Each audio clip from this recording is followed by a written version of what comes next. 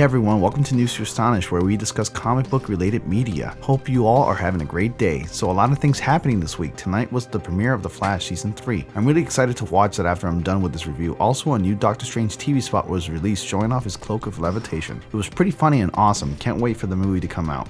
I just finished watching Luke Cage on Netflix. I will be posting a review soon for that show, so stick around. If you haven't checked out my last review, I'll leave an annotation in the video later on for you all to click on. So let's review Civil War 2 Amazing Spider-Man 4. So we open up with a battle going on with Spider-Man and Clash. Since Spider-Man has experience in fighting Clash, he thinks his anti-sonic inverter should shut his equipment down and stop him. Well, since Clash has updated his suit, it proves to be futile, and Clash ends up destroying the sonic inverter. Just as Spider-Man gets pummeled with a pile of concrete, and right before Clash is about to finish him off, Clash is explaining what the vibrations of his suit can do to him. Spider-Man goes on by explaining what else he could possibly do, like cranking up the vibrations at 184 decibels, crushing his lungs and liver, cause permanent brain damage, or shatter every bone in his body. This is yet again what I like about this miniseries. We know that the character of Clayton Cole is a very complex and conflicted character, and as I mentioned in my last review, he has his reasons for doing what he does. Understandable, but wrong. If you ever feel like you've been betrayed, used, or mistreated, one can understand why a character would go as far as Clayton did. I do want to talk about another thing here, and that's the costume and the abilities of Clash and how Foreman represents that here in this issue. Clash's sonic costume is visually and beautifully dynamic, and it really reflects the character's ability. When he emits his sound waves that knock Spider-Man back, the reader can almost feel the push and strength of the corresponding sonic waves. It's visually stunning to look at. The colors of all the characters are so rich and dynamic. But I digress. So as Spider-Man is just getting close to convincing Clash to change his ways and finding something else to make his mark with, Robot Master attacks them both. Clayton flees the scene, and Spider-Man is left to fight on his own and finish off Robot Master. Spider-Man basically tears Robot Master apart. You can say it's out of character, but this doesn't count because he's tearing robotic limbs apart, not actual human parts. But don't worry, Robot Master is okay. Not that I really care. Meanwhile, back at Parker Industries, Spider-Man returns in hopes of hearing from Clayton, but there hasn't been any sighting of him since the fight. Harry Osborn appears to be nervous around Ulysses, since Harry knows what Ulysses is capable of. Ulysses feels bad for what has become of Clayton. He believes his visions have pushed him over the edge, and to Spider-Man's response, Spider-Man feels responsible because he handled it in the worst possible way. This is the most intriguing part of the comic. Spider-Man declines Ulysses' offer for using his powers to predict what lines of research will work for the company, as Spider-Man states that it would eliminate mistakes. It would have consequences Parker didn't think of, and that in science, mistakes are how you learn, and that applies to life too. So Ulysses should only use his powers if people are in danger and lives need saving, not for simple mistakes. People need to make mistakes to learn from it. So Ulysses departs and leaves with the other Inhumans. Meanwhile, back at the Triskelion, Spider-Man meets up with Carol Danvers to talk about Ulysses and how his powers should be used, and if Carol can count on Spider-Man to fight on Carol's side. Spider-Man evidently joins Carol in the fight. Here's where I'm a little confused. A little earlier, Peter believed in the idea of letting certain situations play out without interference for fear of causing a larger mess by not learning from trial and error, as well as his desire to help someone in trouble at any cost. And yet, the conflict of Civil War 2 appears to suggest that these two ideas cannot coexist without the threat of war. So basically, Peter kind of contradicted himself. I was expecting Peter to be hesitant after everything that's happened. We lost big name characters in this war, and Peter's beliefs are just completely incompatible with Carol's ideas of this conflict. So the comic concludes with Clash meeting up with his new crew with a ton of money and preaches on how he's not going to be no one's henchman and he's going to be handling business himself. So Clash is determined in pursuing his newfound criminal career, and the comic concludes. So what do you guys think? Should Ulysses use his powers as Spider-Man suggested? Where does Clash go from here? Will Spider-Man have a big influence on the way Ulysses uses his powers? Let me know what you guys think in the comment section below. I'm going to give this issue 5 stars. It's a great read. Certainly teaches lessons about life, making mistakes, and learning from them, and overall shows us just how complex and fleshed out these characters are. I like this issue a lot. Thank you guys so much for watching. Click the annotation on the left for my review for Civil War 2 Amazing Spider-Man 3, and the one on the right for my review of Civil War 2 issue number 5. If you like this video, please give it a thumbs up. You can follow me on Twitter, Facebook, and Instagram. Links are in the description below. Please subscribe for more, and I will see you all in the next comic panel.